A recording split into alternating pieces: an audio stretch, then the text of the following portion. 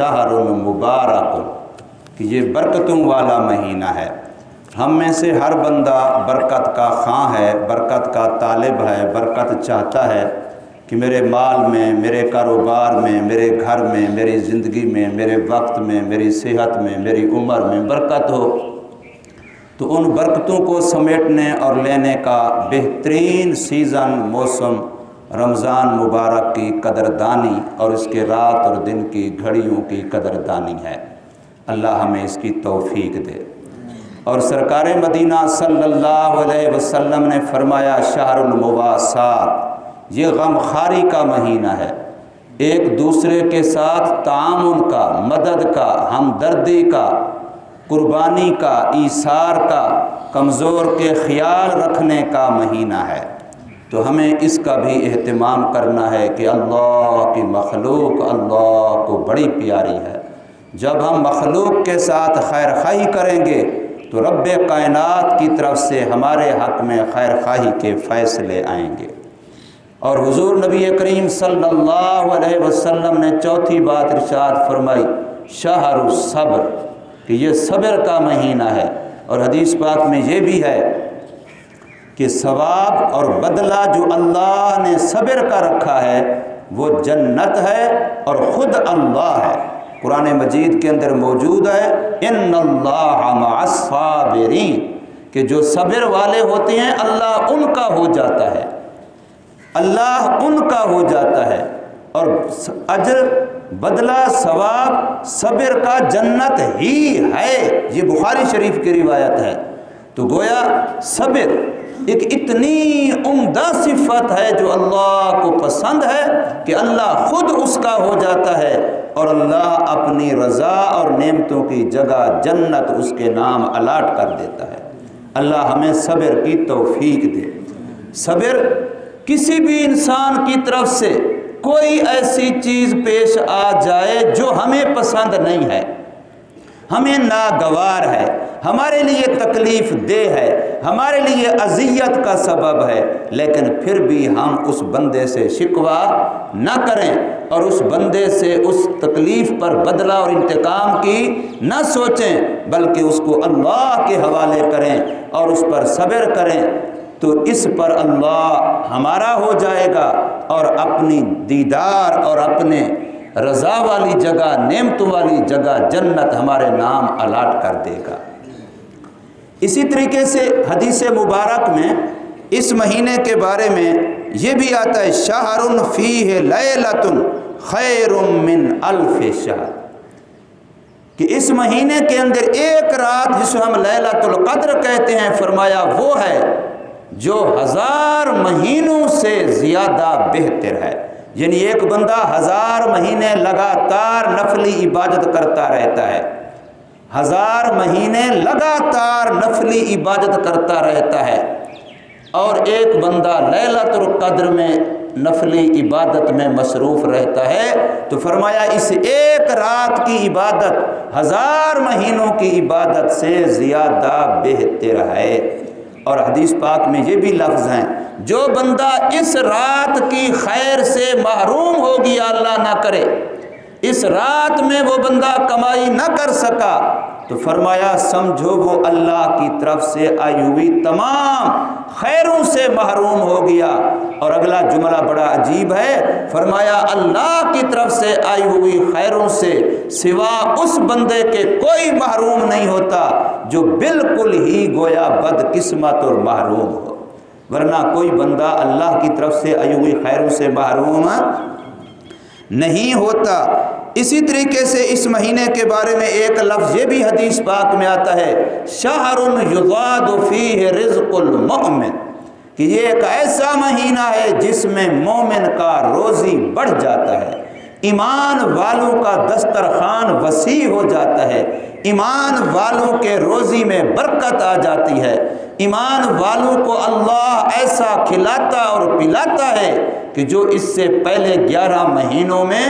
عام بندے کو وہ چیز نہیں نصیب ہوتی، لیکن اللہ امیر اور غریب، شہری اور دیہاتی، ہر بندے کے جو ایمان والا ہوتا ہے اس کے رزق میں رمضان کی برکت سے اضافہ فرما دیتے ہیں، اللہ تبارک و تعالی اس کو زیادہ عطا فرماتے ہیں۔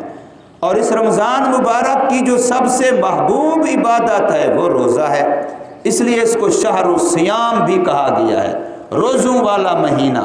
اور روزہ رکھنا عبادت ہے ہی، اس میں تو کوئی شک کی بات ہی نہیں ہے، بلکہ اتنی بڑی عبادت ہے کہ اللہ فرماتے ہیں ہر نیکی کا بدلہ قیامت کے دن میں فرشتوں کے ہاتھ سے دلواؤں گا، لیکن جب روزے دار کا نمبر آئے گا تو پھر فرشتوں کو واسطہ نہیں بنایا جائے گا، بلکہ اللہ فرماتے ہیں میری طرف سے اعلان ہوگا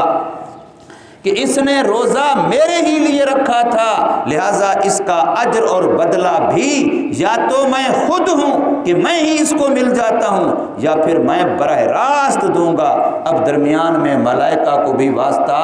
نہیں بناؤں گا۔ الصوم لی وانا اجزی بہ وانا اجزا بہ، یہ دونوں طرح حدیث پاک کی عبارت کو پڑھا گیا ہے کہ فرمایا روزہ میں نے روزہ رکھا ہوا ہے، اللہ کے علاوہ کوئی نہیں جان سکتا کہ مجھے روزہ ہے یا نہیں ہے، کسی کو بھی نہیں پتہ چل سکتا۔ کلی کرتے ہوئے میں پانی اندر لے جاؤں کس کو کیا پتہ چلے گا، غسل کرتے ہوئے میں پانی اندر لے جاؤں کسی کو کیا پتہ چلے گا، جتنے گھنٹوں منٹوں کا روزہ ہے کون میری نگرانی چوکیداری کر سکتا ہے کہ میں نے کوئی چیز کھائی پی ہے یا نہیں ہے، میں نے کوئی ایسا کام فیل کیا ہے جو روزہ توڑنے والا ہے یا نہیں کیا، یہ صرف اللہ کو پتہ ہے۔ بندے اور اللہ اور روزے دار کے درمیان ایک ایسا تعلق ہے کہ اس روزے کی عبادت کا کسی اور کو پتہ نہیں، اس لیے فرمایا الصوم لی وانا اجزی بہ، لہٰذا یہ روزہ میرے لیے اور میں ہی براہ راست اس کا اجر و ثواب روزے دار کو دوں گا۔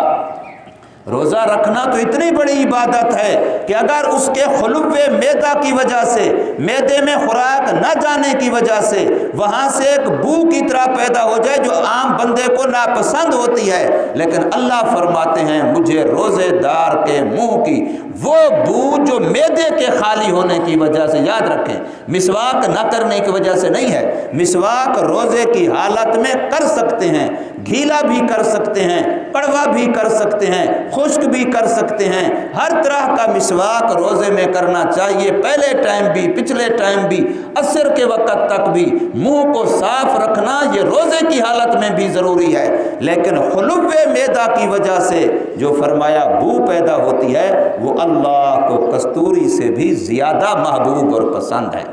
اور فرمایا جب کوئی بندہ افطاری کے وقت افطاری کرتا ہے، ایک تو اس کو یہاں خوشی ہو رہی ہے کہ اتنے وقت کے بعد کھانا پینا مل رہا ہے، اچھی چیزیں مل رہی ہیں، تو فرمایا اس افطاری کرنے والے کے لیے فرحتان، دو خوشیاں ہوتی ہیں، ایک تو اس وقت کی خوشی ہے اور ایک جب اللہ کے ہاں جائے گا تو ایک ایک افطاری پر اسے اتنا ملے گا کہ اس کی عید بن جائے گی۔ اور اس کے علاوہ فرمایا کہ جو بندہ دوسرے کی افطاری کرواتا ہے، چاہے وہ کھجور کے ایک دانے سے ہی کیوں نہ ہو، چاہے وہ پانی کے ایک گھونٹ سے ہی کیوں نہ ہو، تو فرمایا اللہ تبارک و تعالی اس بندے کو 3 انعام عطا فرماتے ہیں۔ پہلا انعام یہ ہوتا ہے کہ اللہ اس کے گناہوں کی مغفرت کر دیتے ہیں۔ کتنا بڑا انعام ہے کہ دوسرے بندے کا روزہ افطار کرانے پر 3 انعام ہیں۔ پہلا انعام فرمایا یہ ہے کہ اللہ اس کے تمام گناہ معاف کر دیتے ہیں، اور دوسرا انعام یہ ہے اتق من النار کہ اللہ اس کے لیے جہنم سے آزادی کا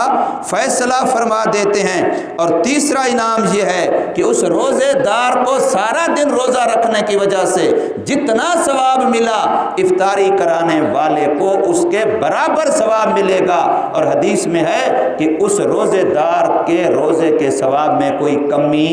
نہیں کی جائے گی، اس کو بھی پورا پورا ثواب ملے گا، اور افطاری کرانے والے کو بھی اس روزے دار کے برابر پورا پورا اجر اور ثواب ملے گا۔ اس لیے ہمیں رمضان مبارک کے لیے جو استقبال رمضان ہے، تیاری ہے رمضان کی، اس میں سے آج کی یہ بات ہے کہ ہم پہلے سے ہی اپنے اندر عبادتوں کی عادت ڈالیں، تاکہ رمضان میں ان کا تسلسل برقرار رہے اور ان میں اضافہ ہو۔ ذکر کی عادت ڈالیے، تلاوت کی عادت ڈالیے، درود پاک پڑھنے کی عادت ڈالیے، دوسرے بندے کے ساتھ خیر خواہی کرنے کی عادت ڈالیے، اور اپنے قرب و جوار میں جن لوگوں سے میل جول کم ہوتا ہے یا دل کے اندر کوئی تھوڑی بہت ہی بات ہے کہ بندہ ان سے ملتے ہوئے اچھا نہیں سمجھتا پہلے، تو ان سے ملنے کی رہ و رسم کی کوشش کیجئے، ان سے دعا سلام کیجئے، تاکہ دلوں کی صفائی اور دلوں کا کھوٹ یہ ختم ہو۔ ورنہ حدیث پاک میں آتا ہے کہ رمضان مبارک کی ہر رات میں اور خصوصاً لیلۃ القدر میں اور عید کی رات میں جب چاند نظر آ جاتا ہے تو اللہ اتنے لوگوں کی بخشش کرتے ہیں، اتنے لوگوں کی بخشش کرتے ہیں، مثالیں دے دے کر کے سمجھایا نبی پاک صلی اللہ علیہ وسلم نے، یعنی بے شمار لوگوں کی، لیکن اس کی بخشش نہیں ہوتی جس کے دل میں کسی مسلمان کے بارے میں کینہ ہوتا ہے، اس کی بخشش ایسے مبارک موقعوں پر بھی نہیں ہوتی۔ ایسے ہی ماں باپ کی نافرمانی کرنے والا، ماں باپ کا دل دکھانے والا، اس کی بخشش بھی نہیں ہوتی۔ تو ہمیں ان چیزوں کا پہلے سے اہتمام کرنا چاہیے، نیک اعمال کی عادت ڈالنی چاہیے، اور نمبر 2 نیک اعمال کی دعوت دینی چاہیے۔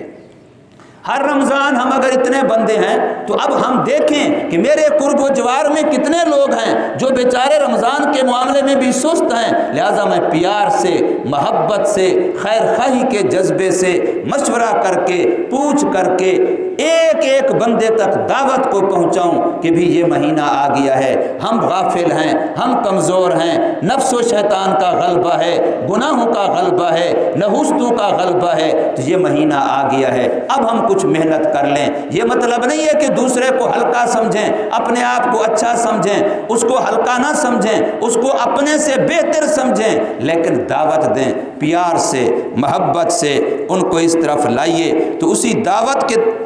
اعمال میں سے ایک عمل یہ بھی ہے کہ یہ جو ہماری مجلس ہوتی ہے، اس مجلس کی یہ باتیں اس کو آگے سے آگے پہنچانے کی کوشش کریں، جس کا ذریعہ آج کل موبائل بھی ہے، کہ جب موبائل ہم نے استعمال کرنا ہی ہے اور ہر گھر کے اندر ہے تو پھر ہم اس کو خیر کے لیے بھی استعمال کریں، کہ یہ ہماری بات جو یہاں 10 15 100 50 آدمی میں ہوتی ہے، یہی بات ہماری لاکھوں آدمیوں تک پہنچ سکتی ہے، یہی بات ہماری اس میں ہمارا موبائل ذریعہ بن سکتا ہے۔ اس کے لیے آپ جو بھی ساتھی گھر میں، ہر ایک گھر میں کوئی نہ کوئی ایسے موبائل ضرور ہیں جو اس طرح کے کاموں میں استعمال ہوتے ہیں، تو وہ دوسرے کاموں میں استعمال ہوتے ہیں، جو ان کے اندر منفی معاملہ ہے اس میں استعمال ہوتے ہیں، تو بجائے اس کی کہ ہم اس کو خیر کے لیے استعمال کریں، دعوت دین کے لیے استعمال کریں، اشاعت خیر کے لیے استعمال کریں، تو اس اپنی مجلس کی باتوں کو اوروں تک پہنچانے کے لیے، تاکہ ہم یہاں جو بیان کریں احکام و مسائل کو، ایک ایک مسئلہ جتنا زیادہ لوگوں تک پہنچے گا اس میں ہم خیر کا ذریعہ بنیں گے، تو ہمیں اس میں فائدہ ہوگا۔ ہمارا یوٹیوب چینل بنا ہوا ہے مفتی اسماعیل اسکالر کے نام سے، اور اسی طریقے سے فیس بک میں پیج بنا ہوا ہے اسی مفتی اسماعیل اسکالر کے نام سے، تو آپ اس کو لائک کریں، اس کو دیکھیں اور اس کے مطابق آگے اس کو پہنچائیں، تو اس میں ہمیں انشاءاللہ فائدہ ہوگا۔ ہمارا جو واٹس ایپ نمبر ہے وہ نمبر حاصل کریں، معلوم کریں، میں آپ کو بتائے دیتا ہوں، 0321 40 62 852 0321 40 62 852 یہ ہمارا واٹس ایپ نمبر ہے۔ اس پر کوئی مسئلہ بھی پوچھ سکتا ہے ساتھی، کسی اور کو دیا جا سکتا ہے، آگے سے آگے دیا جا سکتا ہے۔ الحمدللہ یہ اس لحاظ سے کہ قرآن مجید میں اللہ پاک فرماتے ہیں وَأَمَّا بِنِعْمَةِ رَبِّكَ فَحَدِّثْ، کہ اللہ نے اگر کوئی نعمت دی ہو تو اس کو ظاہر بھی کرنا چاہیے، اس کو چھپانا نہیں چاہیے۔ تو اللہ نے ہمیں الحمدللہ یہ نعمت دی ہے کہ ہماری علم کی دکان پرچون کی نہیں ہے، تھوک کی ہے الحمدللہ۔ آپ دین کا کوئی بھی مسئلہ پوچھیں گے تو انشاءاللہ آپ کو محرومی نہیں ہوگی، آپ کو پچھتاوا نہیں ہوگا، آپ کی رہنمائی قرآن و سنت کے مطابق انشاءاللہ ضرور کی جائے گی۔ تو اس کے لیے بھی آپ کوشش فرمائیں۔ آج میں یہ مسئلہ بھی عرض کر دوں کہ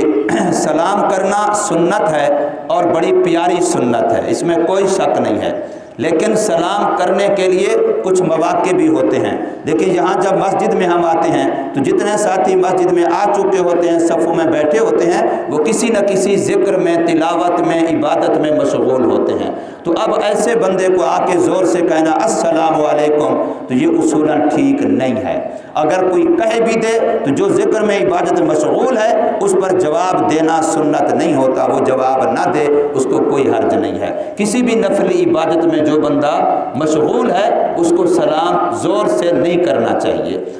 اب بعض بندے آتے ہیں مسجد میں، لوگ نفل پڑھ رہے ہیں، تلاوت کرو، زور سے کہیں گے السلام علیکم،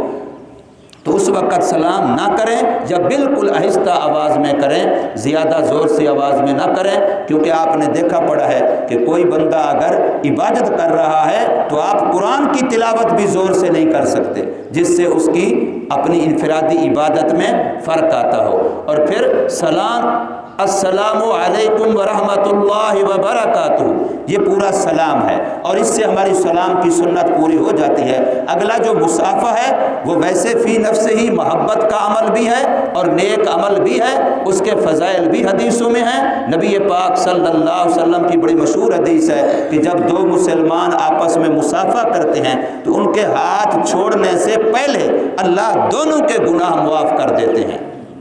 اس میں کوئی شک نہیں ہے۔ لیکن جو موجودہ حالات ہیں اس میں سارے علماء یہ کہہ رہے ہیں، رات یہاں حضرت کے پاس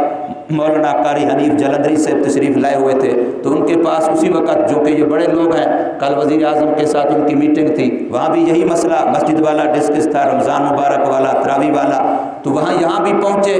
تو پہنچتے ہی ان کے پاس پہلے وہ سما نیوز والے آ گئے، پھر فوراً دنیا نیوز والے آ گئے، تو ان کی ساری باتیں ہم نے اکٹھے بیٹھ کے سنی ہیں۔ تو انہوں نے باقاعدہ یہ بات کی کہ ہم نے حکومت سے مساجد کھلوائی ہیں اور عام نمازوں کی اجازت کہ اس میں کوئی تعداد کی تحدید نہیں ہے، تو ہم نے ان کا یہ مطالبہ مان کے کھلوائی ہیں کہ یہ ہماری ذمہ داری ہے کہ لوگ فاصلہ کر کے کھڑے ہوں گے، فاصلہ کر کے بیٹھیں گے اور وضو گھر سے کر کے آئیں گے اور نوافل اور دوسری سنتیں وغیرہ گھروں میں پڑھیں گے۔ تو اس کا ہم نے معاہدہ کیا ہے، لہٰذا ہم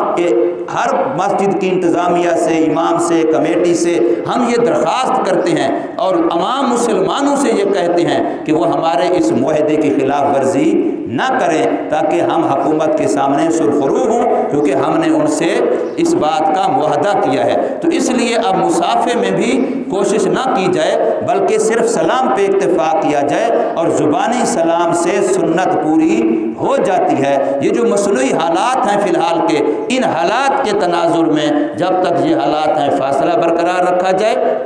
بیٹھنے میں بھی، نماز پڑھنے میں بھی، اور سلام بھی صرف زبانی پر اکتفا کیا جائے، مصافحے کی کوشش نہ کی جائے، اور اسی سے انشاءاللہ ہماری سنت عمل والی بات پوری ہو جائے گی۔ ہاں اللہ کرے جلدی سے جلدی یہ صورت ختم ہو، پھر انشاءاللہ نمازوں میں ہم مل کے بھی کھڑے ہوں گے اور صرف مصافحہ ہی نہیں معانقہ بھی کریں گے، اور اس پر ہمیں اجر و ثواب بھی ملے گا انشاءاللہ۔ لیکن کچھ عوارض ایسے ہوتے ہیں کہ ان کا لحاظ رکھنا ضروری ہوتا ہے، اس لیے ان عوارض کے لحاظ سے ہمیں اس کا لحاظ رکھنا چاہیے۔ اللہ تبارک و تعالی ہمیں سمجھ نصیب فرمائے اور عمل کی توفیق عطا فرمائے۔